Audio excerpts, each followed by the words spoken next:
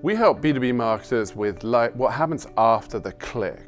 So lots of companies help them generate the click. We really help to make sure that once they've got someone's attention, then they're able to really maximize engagement while they've still got that attention.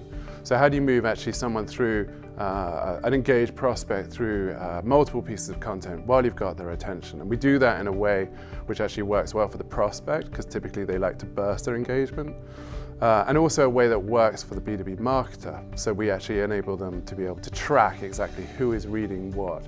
And that means you can start to figure out what content's resonating, as well as how engaged are these prospects. What should I do with them next? How do I segment them?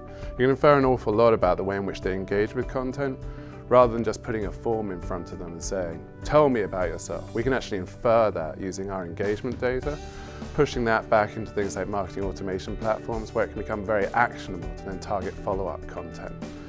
When you stop and think about it, a lot of the web has moved beyond a kind of click web, but as B2B marketers, we're still stuck kind of measuring things like clicks and visits and form completes. And those are great, those are obviously very important, but they really are just proxies for engagement. They don't tell us if someone's actually reading something. You and I could both download something, and I spend 3 minutes, 27 seconds reading it. You spend 6 seconds. That's an important thing to know, because obviously it tells me, or tells the B2B marketer, that I'm very much more engaged with a particular topic than you were, for example. The things that we hear a lot are things, number one, I guess, would be what content is working. Again, we talked a bit about kind of proxies for engagement. Content is often measured on things like form completes, but it doesn't really tell you if someone's reading something. So we need to go beyond that to a new set of metrics. The second thing would be very much kind of personalization. How do we actually start to create bespoke kind of content experiences that are tailored to an individual, what we already know about somebody, rather than simply kind of one and done marketing?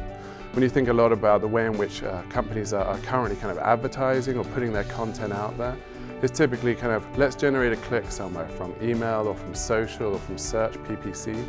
We're going to take them to a landing page, to a form. We're going to ask someone to fill in that form, and then essentially we washed our hands of them at this point. We release them back into the wild. We don't know if they read the piece of content, and we certainly have lost control of that content experience.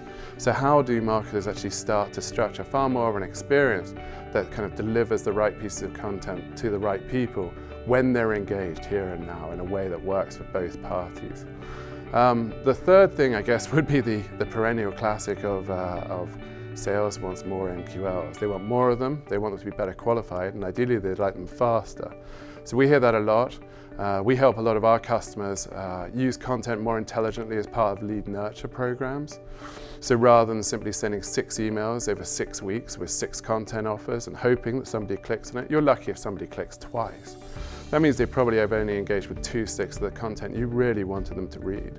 So we help a lot of our marketers, or our customers who are B2B marketers, actually bolt in our product, Lookbooks, into their lead nurture track to accommodate people that are ready to go fast. So if I can get you to engage with 3 pieces of content from 1 click, I've just skipped 2 or 3 stages of my lead nurture track. And the next time when I want to get your attention, I'm going to pick your attention up on what would have been email 4 historically. I don't need to do 1 or 2 or 3, because I've already got you to engage with the content. And because of the metrics we're delivering back, we know you've actually engaged too. So a lot of this, I think, is B2B marketers. I guess kind of the underlying challenge, which we're starting to hear more and more, is how do we actually do more with attention? How do we improve content engagement? And how do we start to deliver things which look and feel far more like content experiences rather than just one-off pieces of content that really do a very bad job of telling a story? It's always good to get B2B marketers together, because B2B marketing is hard. I don't think people give B2B marketers quite enough credit. It's very different from B2C marketers. It's very different from being a digital publisher or a leading kind of platform like LinkedIn or Upworthy or the like. B2B marketers necessarily need to move people through a funnel using content. And when you think of the way in which that's changed, Serious Decisions is reporting that kind of at least 67% of the buyer's journey is now done digitally. Typically, a buyer will have to engage with kind of 10 pieces of content over their journey through the funnel. That's really hard to do. That means you've got to get someone's attention 10 times. And when we look at kind of click-through rates, whether it's from email or PPC or social, that's really hard to do. So I think getting everyone together to learn from obviously their peers, from companies like myself, so we spend an awful lot of time just thinking about B2B marketers' problems and obviously working with north of 60 kind of leading B2B marketing organizations now. How do we kind of bring their learning, our learning all together into a forum where actually it can be shared and communicated and hopefully actioned. I'm hoping that everyone leaves here with some very clear ideas as to what they can do next when they get back to the office. So there's some really good stuff happening here at C2C, things like obviously kind of thinking about kind of mapping content to buyer personas and the buyer's journey. But as I mentioned earlier, that journey is really hard to deliver.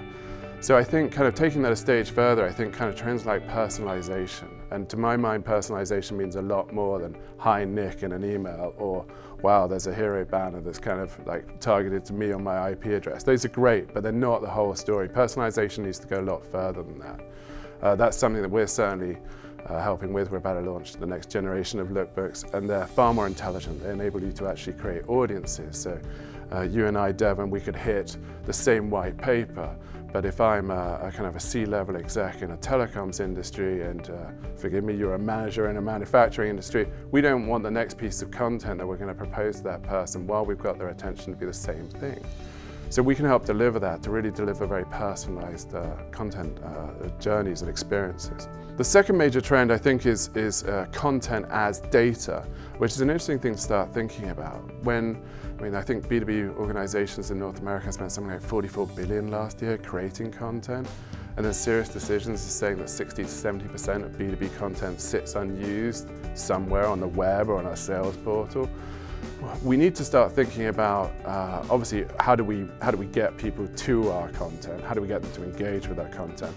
But then secondly, how do we make sure that it's going to tell us the right things? As I mentioned earlier, I think we do need to move beyond this kind of level of kind of second order metrics that we've associated with content today. Things like form completes, visits, clicks, really into the nub of it, which is, are people reading it? What does it tell me? Where do you spend time in a document relative to me? What's the most important thing? So this kind of thinking about content as data and then how that can be fed back into the rest of the marketing organization to improve the content strategy, to improve overall kind of marketing's operations, how lead nurture tracks perform, etc. I think that's something which I'm quite excited to talk to people about here. When you take it a step further and you start to think about the rise of data-driven marketing, well, that's great, and I'm a very big fan. I think the more that we can use, obviously, the data that we know about someone to deliver very intelligent kind of one-to-one experiences between the brand and that prospect, that's great. But we do need to think about the content experience, because I think one of the things which is giving us some gas and some of our customers some concerns is if the content experience isn't great, then fundamentally it's going to eat away at the heart of data-driven marketing. I have an algorithm that says, if I can just get you this piece of content, it's going to convince you to do X, Y, and Z. Great. But if the content experience is poor and you don't engage with that content for whatever reason, I'm going to come back and say, well, the algorithm was all wrong. It's like, well, that might not have been the case at all. The experience, the content experience may have been getting in the way. And I think that would be a terrible shame for everything. For marketing and the way in which B2B marketing is progressing. So I think I'm expecting 2015 to be far more about how, not just what. 2014 we heard from a lot of people how it's right content, right person, right time. I think we're adding into that kind of how, the right way. We have to do this in the right way so the whole thing actually works. Very much looking forward to meeting pretty much everyone. I'm reasonably social, so apologies in advance. But I guess other sessions, to my mind, that stand out are Ardeth Albi on her new book, Digital Relevance. I think that Ardeth understands this space and the use of content better than an awful lot of people. All the work that she's done kind of over the last several years around kind of mapping content to the buyer's journey and developing personas, I think this is really coming to fruition in her latest book. So I would strongly advise everyone to read it, definitely attend her session, and certainly it's having a bearing on the way in which I think about it. It's also finding its way into our product roadmap to a degree too.